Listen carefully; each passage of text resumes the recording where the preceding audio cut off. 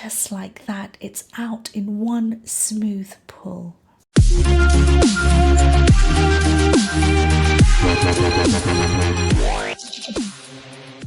This patient, let's call her septa unella. Here we have a completely sealed blockage in her right ear. What's interesting is that there's a layer of soft wax with keratin sitting just above it, which almost makes it look like an eardrum, but it isn't. This build-up was causing her real discomfort, so she was very eager to get it out as quickly as possible. In I go with the suction probe, and you can see how soft this wax is, slowly being drawn into the tube and breaking away into pieces.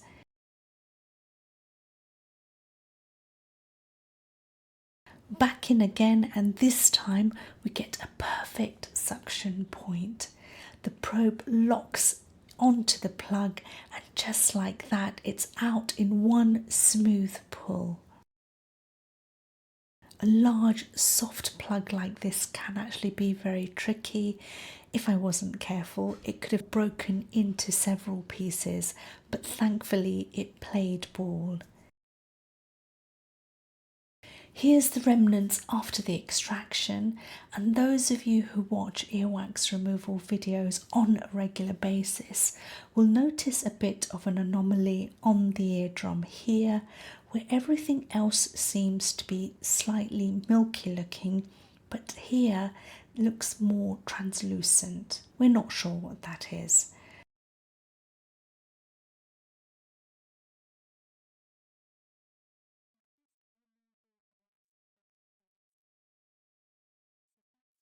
A nice oily skin peel here too. It extends deep into the roof of the canal but doesn't fully detach.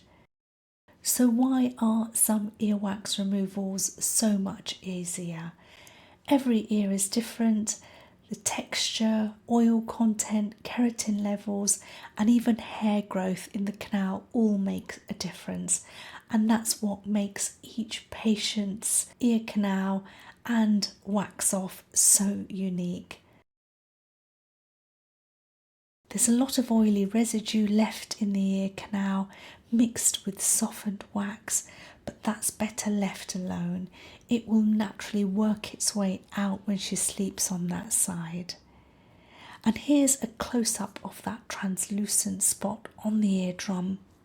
Interestingly, could be a healed tiny perforation or just the natural variation of her eardrum. Now onto the left ear. I was actually going to leave this ear at first, but the patient wanted the wax out, and I'm glad we removed it. You can see a calcified looking eardrum, just some peripheral pieces of wax, which septa unella really wanted out.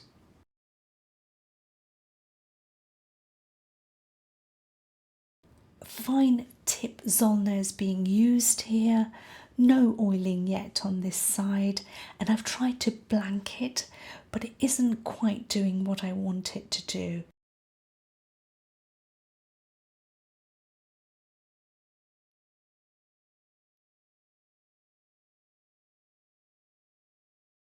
So here I'm going in dry one more time, and look at the keratin ribbon at the top. There is actually so much of it.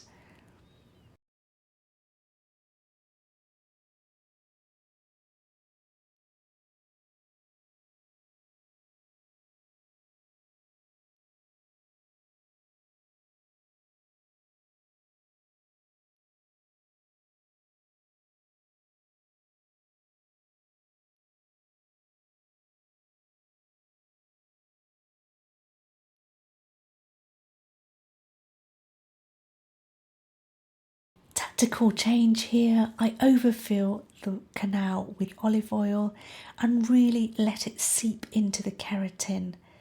That helps to soften it and reduces suction noises, making removal much more comfortable. The keratin ribbon begins to lift away beautifully. It even breaks in the middle, which part of it is suctioned up into the ulna. I deliberately leave some oil on the eardrum to keep things comfortable and quiet while I work on the edges. Speaking of suction noises, I had a comment from one of my lovely viewers recently saying, "Great work, be better if you left the sound on, please." And I'm working on that.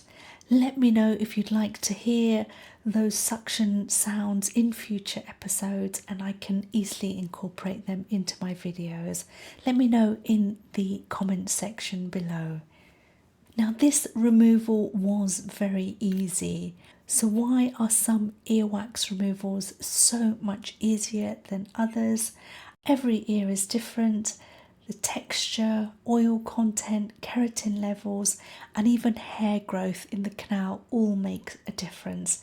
And that's what makes each ear canal and wax off so unique. And that's it for this week's wax off.